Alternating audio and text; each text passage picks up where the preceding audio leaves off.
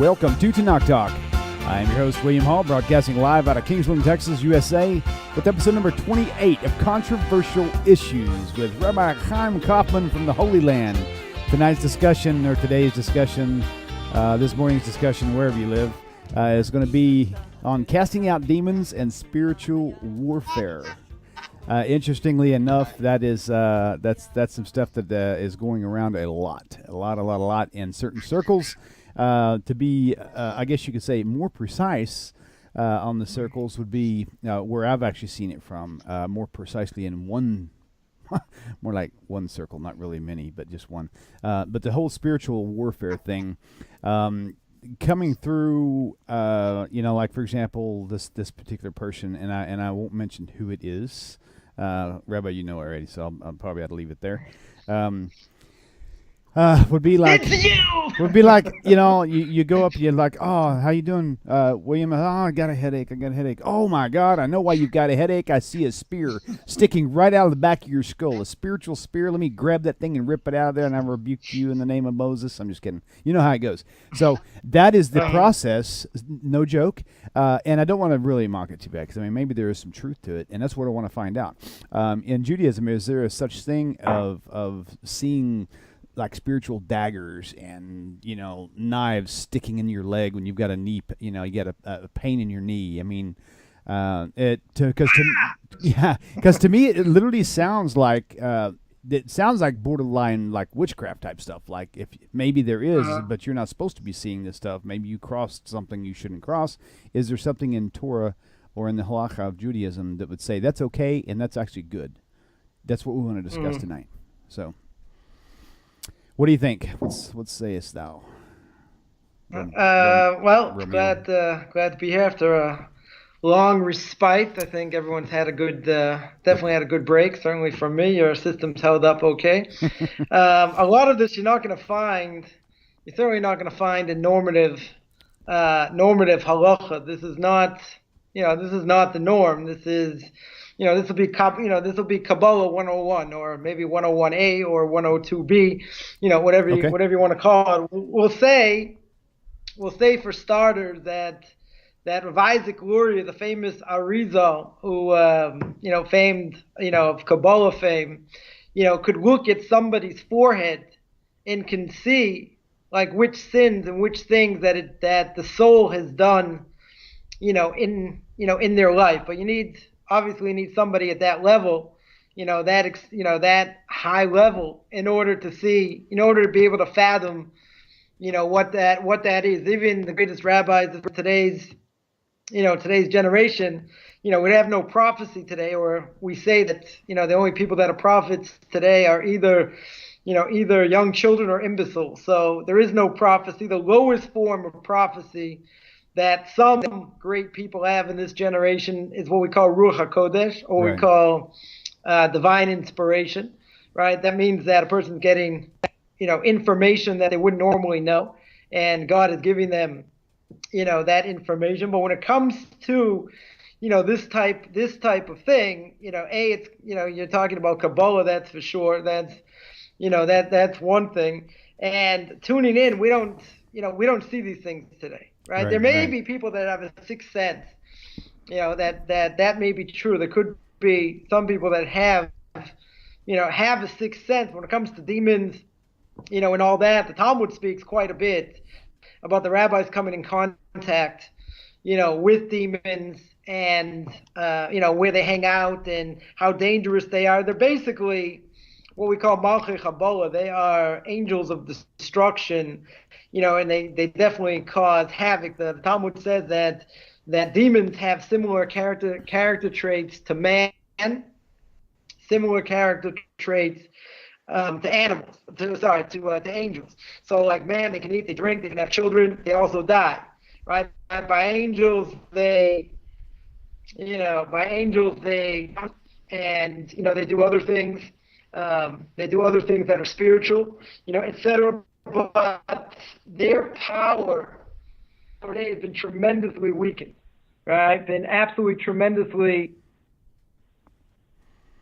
to the extent where we don't have any contact certainly with them. They, the power's been weakened. The rabbis themselves, came in contact with them.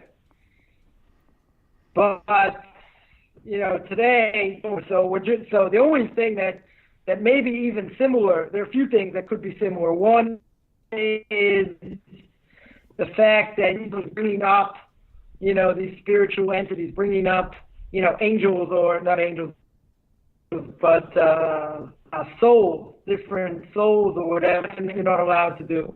I mean, the other thing, which is much less common, it's only happened probably a few times in history, and that is that you have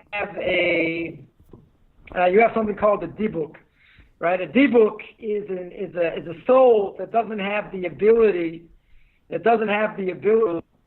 whatever reason, when a person dies, they're going to get judged, and either they're going to, they're going to get the merit for the mitzvahs they did in this world. At the same time, whatever they transgress, they are going to come and get, spiritually cleansed.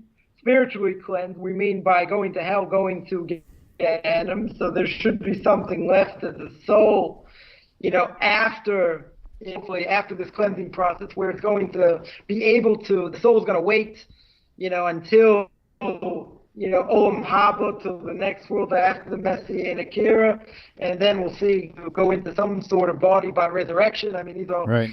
Big concepts, big topics. Okay. Big topics in and of themselves, what exactly everything's on. All right, real quick. And just real quick, yeah. just to let all the viewers know right now, there's no mistake in the voice on from Rabbi Skype. His internet is for some reason has taken a dive this past day, and not sure why the speeds are real low. But you'll hear the voice quality on his income and come and go. So just kind of bear with us and just kind of focus in. Okay, so one thing that came to mind as you're telling me all this stuff, it's because it does seem to be pretty clear that the stuff it's a real thing. But the way I've always kind of understood it would be if all the stuff is real, and not to be confused with Israel, if it really is legitimate, there would have to be rules associated with dealing with such things. Like, for example, I mean, everybody knows that police officers are real. And police officers who have the authority to wear the badge, to wear the uniform, who drive the car, also have the authority to pull people over and give tickets and citations, right? But right. But even if I had a police uniform, I don't have the authority to go around pulling people over. I'd get thrown in jail myself. So when you find somebody who's in the Christian circle or in the Messianic circle who are buried in idolatry and they're doing this stuff, doesn't necessarily mean it's not real. It just means that they really don't have the authority to be tampering with stuff, right? Theoretically. One thing that I was going to mention, or that whatever I didn't get to, is what happens when that soul, let's say for whatever reason, that soul cannot get properly judged, right? And if it can't get properly judged, it can't go to hell to get fixed up. It's certainly not going to go to the Garden of Eden to paradise for different reasons. So that soul could be what we call kafa kel. It's like no man's land, kind of. I don't know. I guess kind of like the Matrix in a different way. It's getting the soul's being slung, slingshot, to the other, being chased by these destructive angels, and for whatever reason, it doesn't get any rest. It may have the opportunity to go into another body. Now, if it goes into another body, over that soul, right? Takes over that other soul in that body, and what it does is that other soul is sort of, I don't even know what the word is, that soul sort of gets, it's there, and that's what we call a dibuk, right? A dibuk means that the soul has no rest, and it actually goes in another body because there's nowhere else to go, so they do. It's not an exorcism, but there have been a few where I think Chaim was involved in one where he got the soul to go out. He had to, do whatever in order to get the soul to get out. So that, that doesn't happen. That's only happened a few times. Let me ask you a question. It's not. Yeah, go ahead. Before I forget, while you're on this, so it sounds like, for example, this person who has that ability to see all these things, it sounds like what you may have been saying was that person who is using that ability has that ability because of this other soul that entered his body, because this other soul is restless, which makes it sound like the vessel, that person who's doing. No. No. He only has the ability because he's on an extremely high spiritual level, and he's got the ability to be able to, to take the soul out. That's the only reason. What you're talking about specifically, sounds a lot to me like sorcery. Okay. Right. In other words, what I'm reading that is I see that. It doesn't make sense that a normal person is going to be able to see it. Certainly, someone who's on a very high spiritual level, there are certain things they'll be able to fathom, in different ways. But for everybody else, the vast majority of people, let's say I'm talking about observant Jews, they're going to have no connection to this. None whatsoever. So everyone can rest assured, I got none of those powers, so you're all safe. But, so you're saying it's not cool to have those powers? A person can have a sixth sense. Right. Right. There are people that have had, that have learned with angels, that angels have come and learned with them, but they're on an extremely high level, on a high spiritual level. Everything else is like playing with Ouija boards and using names of God that you shouldn't be using, and it's all sorcery. Right. That's the only reason anybody should be able to tap in. It's all black magic. It's all, it's all from the dark side. Right? Well, I can definitely verify that this person does use names of God that is not permitted. So that's so that's it. I mean, otherwise, it's impossible. It's impossible to tap into that world unless you're on an extremely high spiritual level. I'll give one example. The same Chaim, someone hid under the bed or under like a table or something where the Chaim was learning. He used to learn for a certain time. I don't know, in the attic of the shul, the yeshiva where he was, and like he was learning with an angel. Like someone actually gave testimony saying that he saw this thing with eyes, didn't see a body, that the Chofetz Chaim was was learning with. Otherwise, if you're talking about great people like that, they're tapping into the right side. If you're talking about just about anybody else, they have to be using either names of God or black magic or whatever, which actually last week's Parsha spoke about the fact that Abraham gave to the children of Hagar, right? He gave everything spiritually to Yitzchak, and he gave gifts, the Torah says. He gave gifts to the children of Hagar. What were those gifts? Those gifts were names of God, right? They were names of God, and he sent them to the east.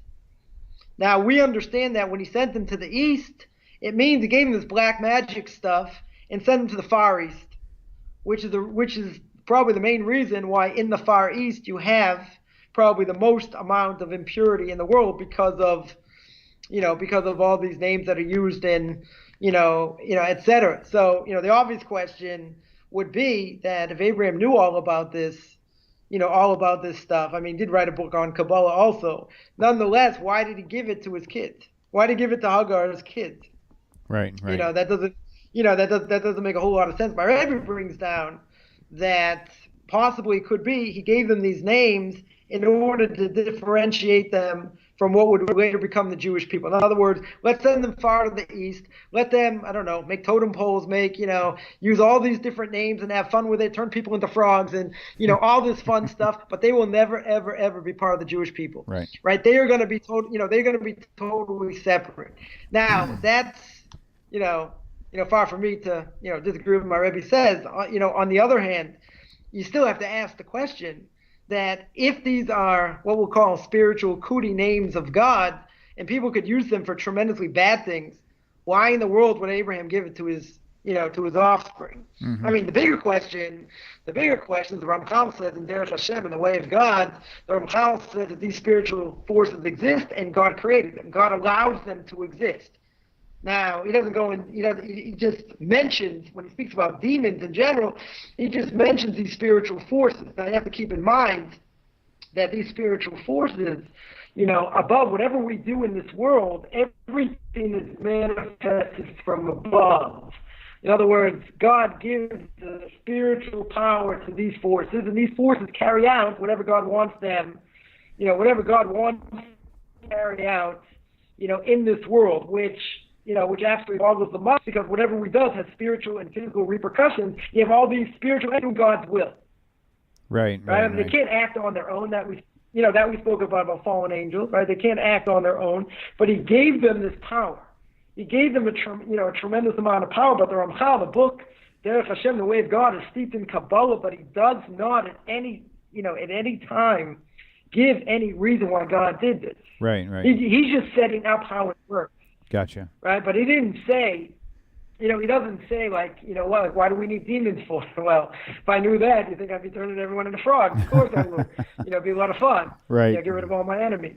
But at the same time, these spiritual forces, like everyone wants to know, so why did God create demons? Well, how do I know I created demons?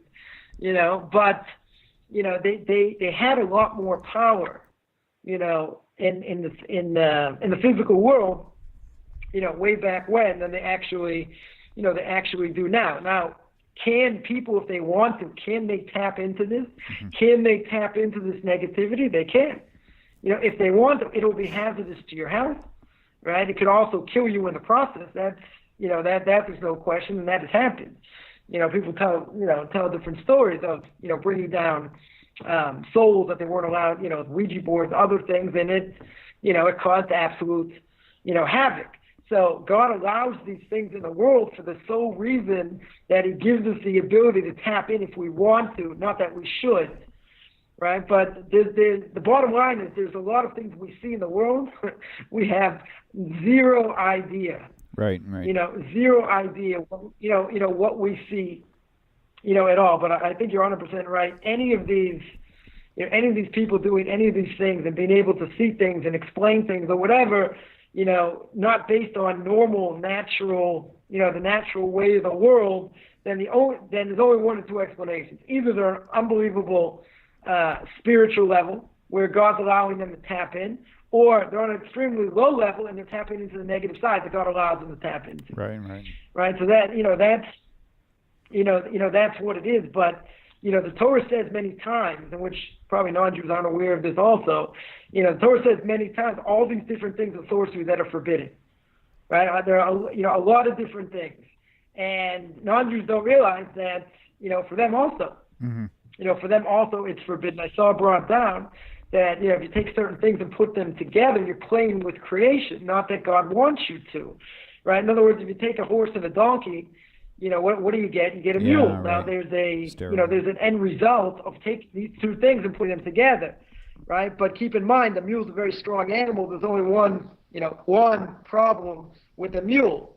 It's sterile, right? So anytime you play with these different things in creation, you're not going to be able to create something that's going to be able to perpetuate, to the next generation. In other words, it's going to be made because nature will allow it to be made. God's not going to stop it.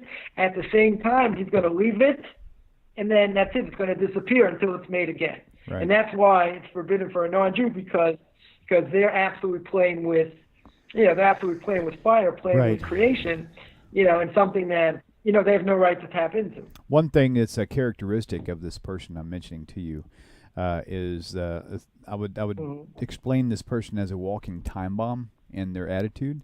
1 minute they're nice and cuddly and warm, and next thing they're like biting your head off. And I'm thinking with no self-control, like at all, and also with no conscience or no, it's almost sociopathic. They don't really, doesn't bother them if they hurt someone else.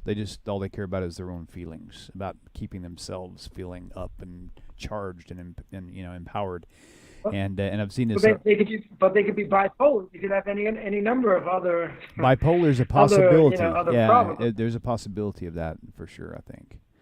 So, okay. Yeah, but that doesn't necessarily have anything to do with this. I mean, it could be. Right. I mean, in theory, in theory, this is, like I said, I've heard many stories of, people playing with these things and becoming bipolar from tap in, like Talmud, like the Talmud says, if you want to tap into the wrong side, God's not going to stop you. Right. If you want to tap into the right side, He's going to help you. Right. So, but I think these things, even to save lives, playing with these names is you are playing with your life. It's like playing Russian roulette, 100%. Right. That's why it's forbidden, even for the even for the greatest of motives to save people, that you're certainly not allowed. You're not allowed to do. Right. So is it I mean, but possible I think, for? I shouldn't say a lot, but yeah, go ahead. So would it say, like, if somebody was tampering with this and they actually were able to succeed in doing so, you said it is dangerous for them. I mean, could something like that cause a person to become like bipolar because they were like accessing things they shouldn't have and creating another personality? I know that cause them to be bipolar. It could kill them. It could literally kill them. Repeat what you just story said. Of, I'll give you one example. First, sorry, go ahead. Repeat what you just said. It sounded hard to understand.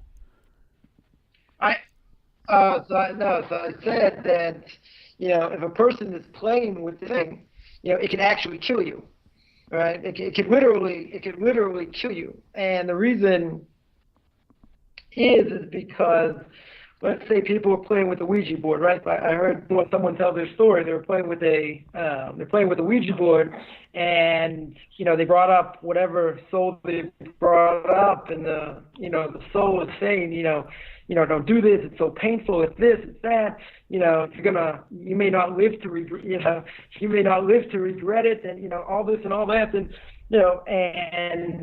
one story was someone actually got thrown through, right? That the soul got so upset, it just picked this person up and threw him through a window. Oh wow! Another person would happen is they came home, and they're all shaken up by this whole thing. They come home, all the windows are locked. He opens the door, and the entire place is trashed. Wow. Now there's no way they got in. There's nothing in entering. There's no broken windows. There's no. Yeah, right. Yeah, I don't know. There was. Right. He walked inside and his house was entirely ransacked. Right. So bringing the soul down to this world. A soul doesn't walk to this world. There are ways. Sometimes, if the soul's not that far up, you can actually use certain incantations and other things in order to bring it down.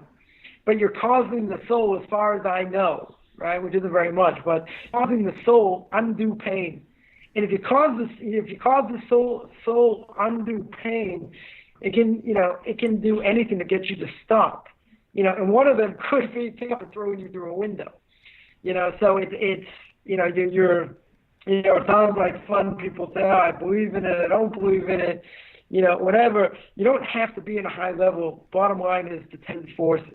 These forces, a person could easily tap into. All they have to know is how to say the incantation. They have to know how to say the name, and it can have an unbelievable power. There was a story here years ago of someone was able to heal people in a miraculous way. So someone went undercover to check it out. And what this doctor was doing was using a certain name of God, his whole face, his whole body, and he was using different, souls, angels, whatever, in order to do whatever, he wanted to do. So this stuff is, is very much real. Here in the land of Israel, you have the greatest amount of purity against the greatest amount of impurity at the same time. So you have these forces going against each other. I always wondered, why in the world, if these things are so powerful, and a person could have a desire, have power. All you have to do is know how to say these incantations, know what you're doing, give you a tremendous amount of strength in so many different ways. Why in the world God would allow that? That to happen, but obviously, he's got his reasons, and gives us free will, gives us the ability to tap into the wrong thing if we, okay, if we so desire. Yeah, but you're seriously, more than playing with fire. All right, let me by doing it. Let me go ahead and go into another question. And again, some people are just tuning in; they're wondering about the sound. Rabbi's got a poor internet connection, so it keeps cutting out.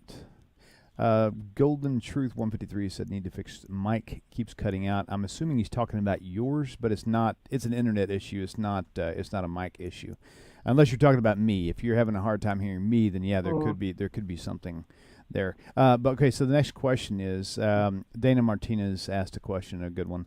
She said, "I'm truly baffled. How can we have demons when we don't have a Satan?" The way the church teaches it. So. Why?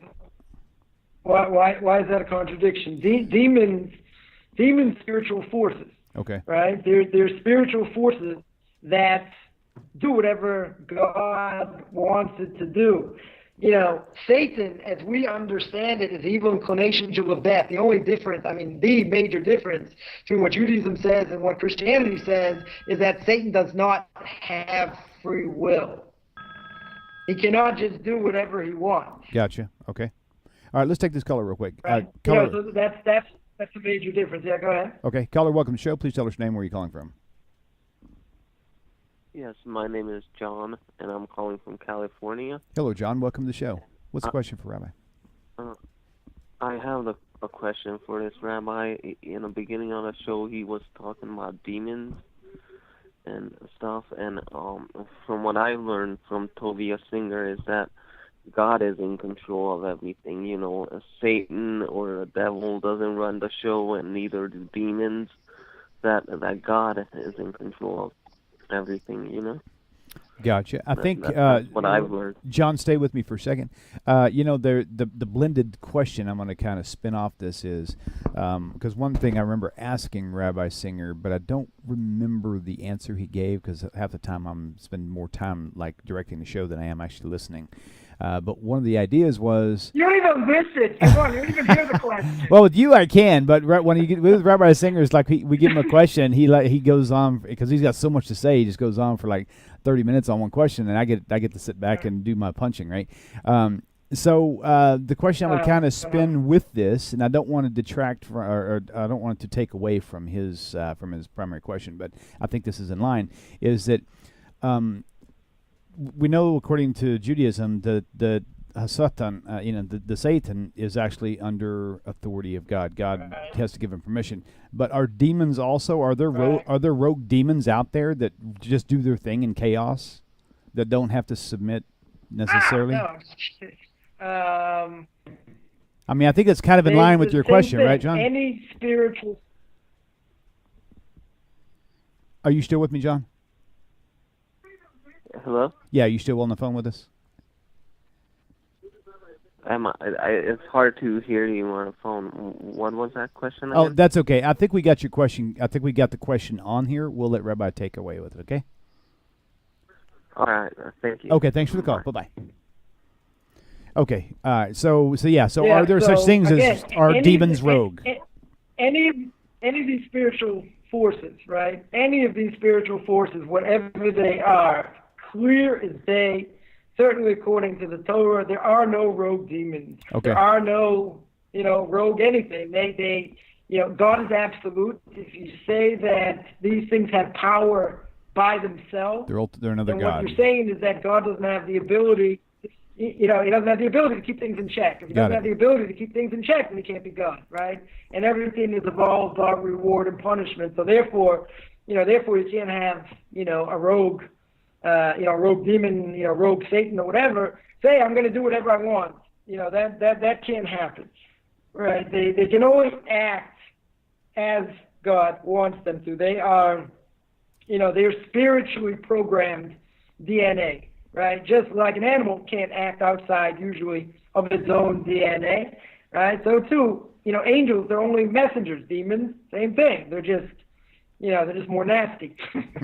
I guess as far as we understand, they're just more nasty type of spiritual forces, whatever God wants them for. But they for sure, as Rabbi Singer said, and I certainly concur and agree, and that is that they do not have, absolutely don't have free will, right? That's total Christian concept. Okay. Not, certainly not within Judaism. Gotcha. Oh, boy. Okay, so, guys, the phone lines are still open, so if you want to give us a call, call in 855-952-4253. I just put an ad up there that has your name on it. For some reason, it still had somebody else's name on there. I had to take it down real fast. 1-800-Pizza Pie, right? Yeah, how'd you know? Call for good time. Come to That's time. good. That's good. Okay, so before that caller called in, do you want to revisit anything you were talking about before, if you remember what it was? I don't remember. No, what she had said, what Dana said was pretty much a similar thing about they don't have power. Do they have They have their own, they have their own free will. I mean, so you have to go back when we did are there any, there's such a thing called, fallen angels. So within Judaism, again, that's certainly not the case, but it doesn't mean that if we really wanted to, we could tap into the dark side and actually, have control over certain spiritual forces. That doesn't mean we can't do that. It's just we shouldn't. Gotcha. We shouldn't do that. And again, that gets into the bigger question, which we're not going to answer, is why God put them there in the first place. Right. Because God could do everything himself. It doesn't need messengers. It doesn't need any of that. But just like the rabbinical court or the court in this world works the same way up there.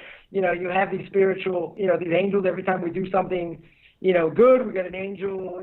Bad, we get a bad angel, whatever. And then when a person gets judged, all these angels come and they give testimony. Right, so there's testimony upstairs, like there's a court works upstairs like it does down here. In the same way, there are different tribunals, different heavenly courts. God oversees all of them. So if they're going a little bit to the left, or a little bit to the right, and God wants to keep them, at the right, intervals or whatever, then God certainly, oversees all that. Right, but then that's the question. Why does God need them? He could have just done everything himself, but he has usage for whatever he wants to do with these, with these angels, and these forces, and they are the ones that carry out, for better or for worse, they carry out everything that goes on. Because everything, the interesting part is, everything starts from above. Right, all the things that we do starts from above. Well, in other words, whenever I do something, it gets manifested, upstairs, gets judged, in physical terms and in spiritual terms, and then gets slapped down back in this world. However exactly that works. But as the Ramchal says, he says in Derech Hashem, in the way of God, he brings this out exactly how the world is set up, how the spiritual world is set up, and by what we do can mess everything up. He messed everything up in the spiritual world by our own actions. That's why when they ate from the tree of knowledge, God had to throw them out, Adam and Eve, out of the Garden of Eden, because that tree had all the spiritual worlds all put together. So when man ate from that tree, whatever it was, chomp, chomp, chomp, and it wasn't an apple. Everyone agrees it wasn't an apple. So I don't know what that source is, that people say it was an apple. Some say it was a fig. Some say it was a stalk of wheat. Some say it was a grapevine. Whatever. Nobody. Let's get that clear. Nobody says it was an apple. That's Anyway, but all the spiritual worlds got all messed up. They were all in flux because that was in the tree. So now what we've been trying to do since that time is bring the world back to where it was before Adam and Eve, had eaten from the tree. So every mitzvah we do helps fix that. Every transgression, brings that back into flux. So the world was where it was supposed to be by the giving of the Torah Mount Sinai. That brought the world back to where it was for 1,500, 2,000 years, before where it was supposed to be. And what happened right after that? Sin of the golden calf. Thank you, all those converts. Thank you, Arab Rob. Right? Thank you, the mixed multitudes, for causing that, brought the world back to where, to where it was. After that, that's where we are. That's where we're still holding today. But certainly, every good thing we do fixes up. Helps us fix up ourselves, gets us, closer to what God wants us to do, but also helps, fix up the spiritual world as well. Gotcha. All right, we'll take this call. Caller, welcome to the show. Please tell me your name and where you're calling from. Hello, my name's Renee. I'm calling from South Texas. Hey, shalom, Renee. Welcome to the show. What's the question for Rabbi? Yeah, I just had a question. I know we were talking about demons, but I wanted to know about, he was talking about Adam and Eve earlier on. Christianity says, that Satan was rebelled against God, and he's the cause that Adam and Eve ate from the tree. My question is, did God send the devil himself to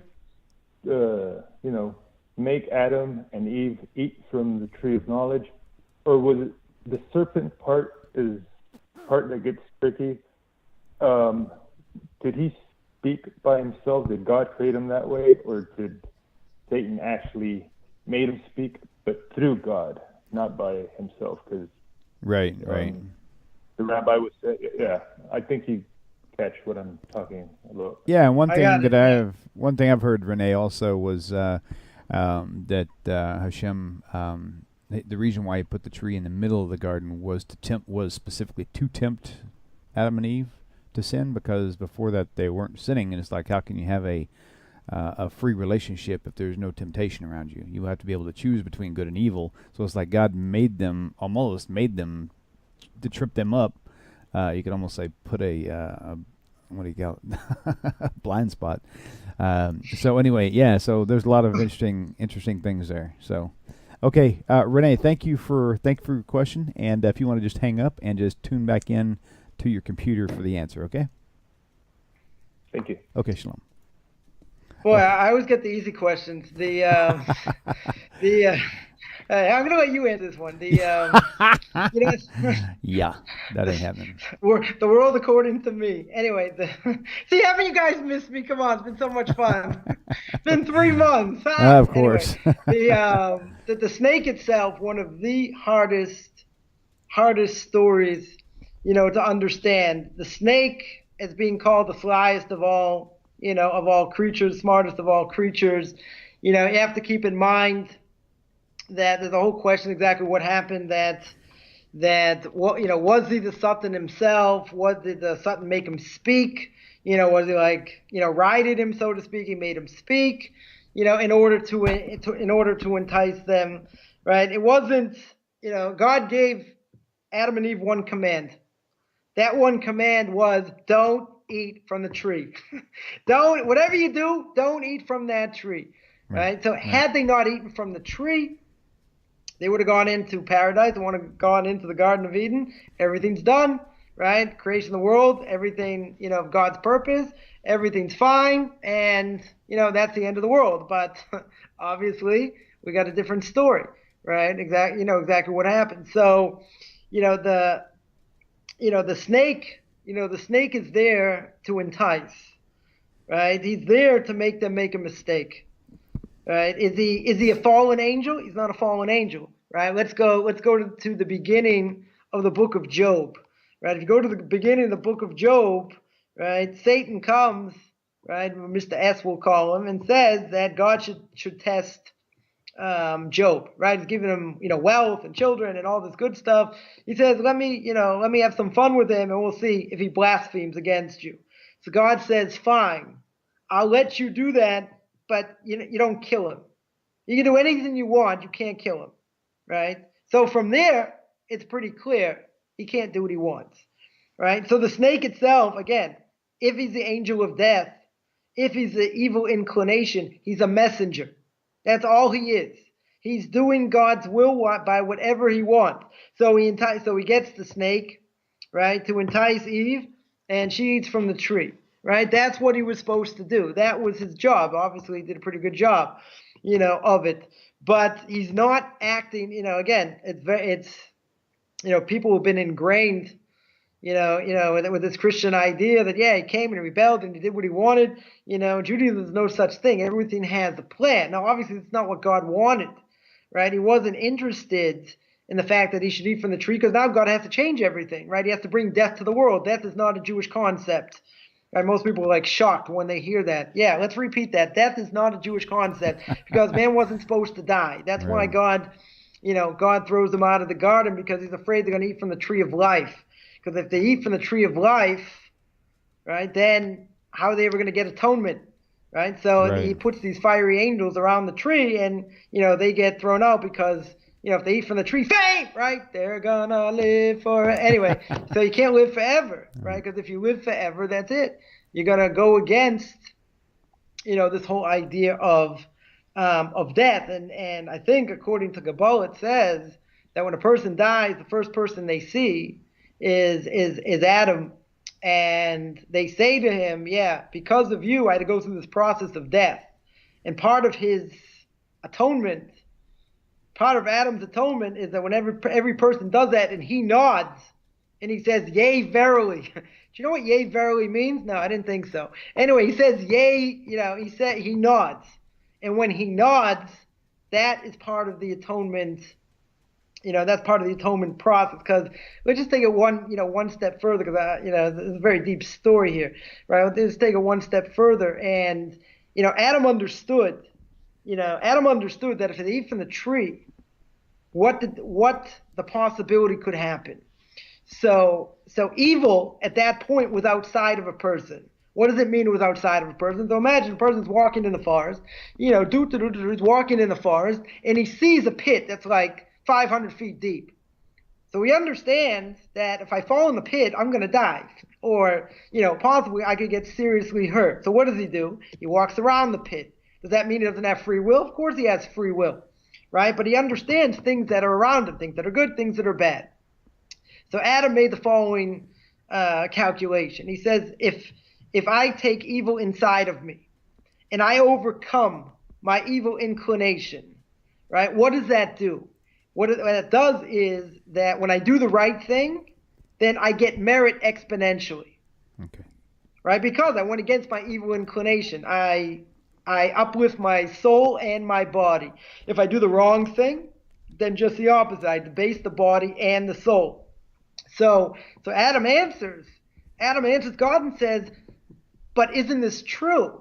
Isn't it true, the fact that, if a person overcomes evil and they do good, how much their soul, their merit they're going to get for doing the right thing instead of doing the wrong thing. So God turns around and he says, Adam, that's a great idea.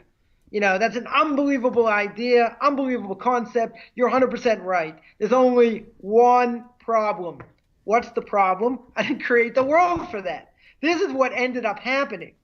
It's not what I wanted, right? But, I gave you the opportunity to choose between good and evil. And even if I agree with you that, having the evil inside of you, now you're fighting 24/7, against the evil inclination, and you can reach yourself to a much higher level in a much quicker time, God says 100% that's true.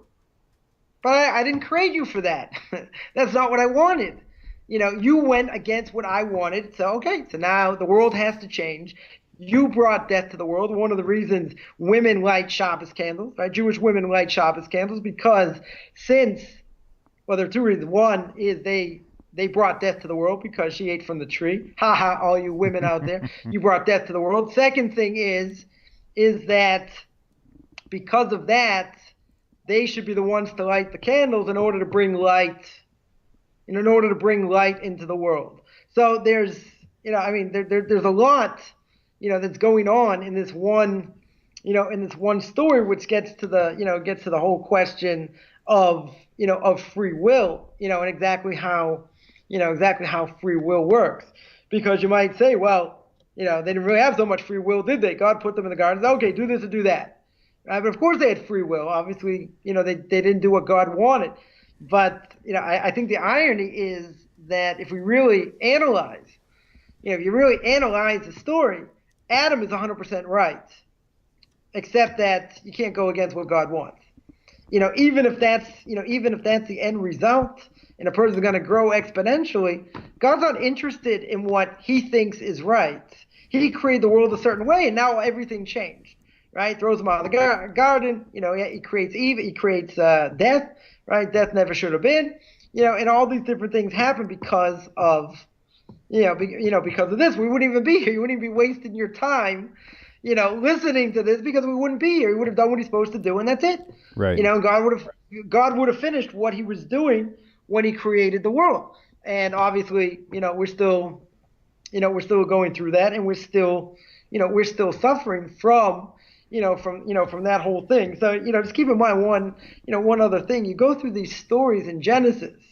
I mean, we should get T-shirts, right? It's Kabbalah, stupid, because a lot of these things at face value make absolutely zero sense, right? They don't make any sense at all. Once you start thinking into it, I mean, there's so many, different things going on. The story with Abraham, you have the story with actually this week's parsha is talking about Esav and Yaakov and exactly what's going on, and they're, fighting in the womb, and it's, it's about this world, about the next world, and about stealing the blessing, and how could he steal, if Yaakov represents he's the pillar of truth, how could he lie, poor Esav, poor Esav, right? He stole the blessing. Well, these stories are, at face value don't add up in so many, in so many different ways. That's why there are layers and layers, and what the future repercussions of what our forefathers go through, as we say, Maisa Avo Simin Labonim, the actions of our forefathers are a sign for what's going to happen to, to their children throughout history. Because we think, oh, so what they did, they put their imprint into the world, and that was for all generations, right? And that's the story of the Jewish people and how they grow. The fact that Abraham goes through all these different tests is testimony to the fact that any of us can go through any test, whatsoever. As I've heard, many great rabbis tell me, it's like, oh, you're like Abraham. I'm like, what are you kidding? I didn't forget that. I mean, called a lot of things. I ain't going to be called that. Yeah. He says, no, but the fact that you can fight against society and go against what people think is the norm. It says Abraham is called Abraham HaIvri, right? Avram HaIvri doesn't mean Abraham the Jew. Many people make that mistake. He wasn't a Jew, right, according to most, even though many say he kept the Torah before it was given, exactly whatever that looked like. At the end of the day, it means Abraham was on the other side. Right. Right? That's what it means. Abraham was on one side, everyone else on the other. Imagine everyone's walking around with their gods like, here's Bob. Don't leave home without him. It's like, oh, Bob, Jim, Sam. And they ask him, they said, Abraham says, God created the world, everything makes sense. They said, really? They said, have you ever seen him? No. Have you ever spoken to him? No, but I know God exists. And then what does God do? God says, Abraham, I know you're thinking, and he puts them through all these different tests. So we see what they went through. And if it wasn't for, what our forefathers went through, there's no possible way that we could go through any, certainly survive, any of the tests. Imagine someone comes out of Christianity, they don't want to convert, they're going to stay in Noahide. Well, the Jews don't want you and the non-Jews don't want you, right? So your family doesn't want you, Jews don't want you. Go through all these different things and say, wow, this is a great thing. I finally saw the truth and now nobody wants me. Right. Well, welcome to the world, but, nobody would be able to withstand any of these things, had our forefathers, and Abraham's the father of all nations. Right. So had he not gone through what he went through, and anyone thinks that he had an easy time, go read through what he went through. Go read Tehillim. Go read the book of Psalms.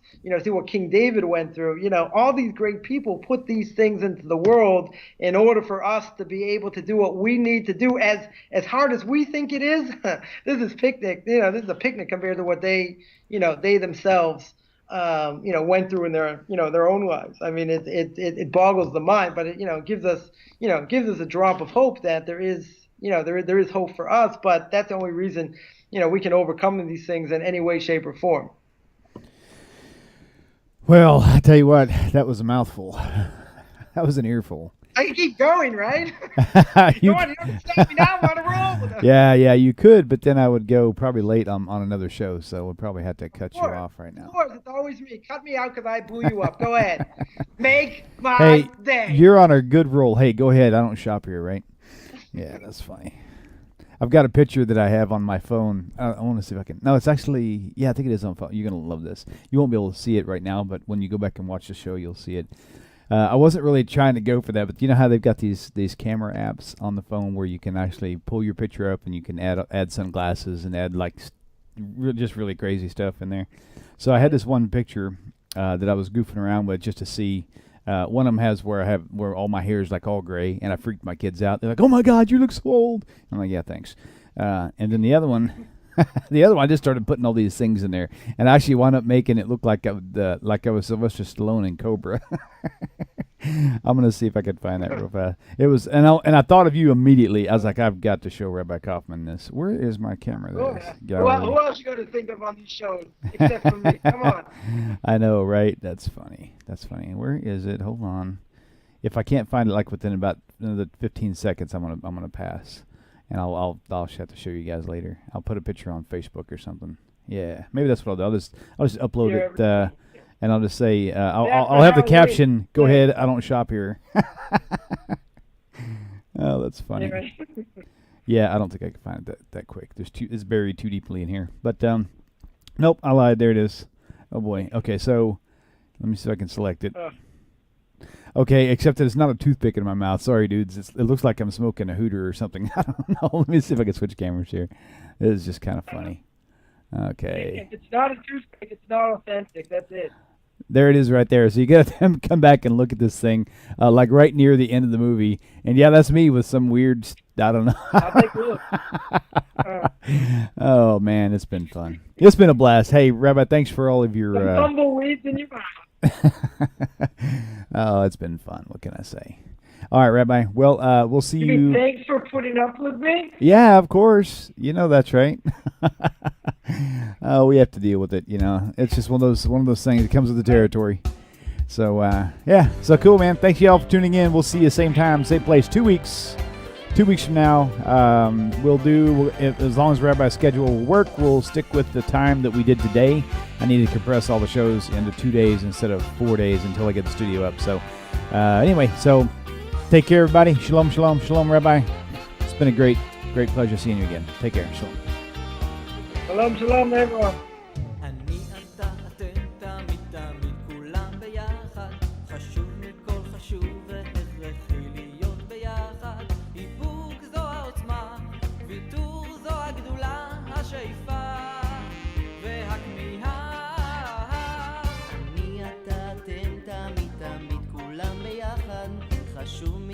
חשוב והכרחי להיות ביחד, איפוק זו העוצמה, ויתור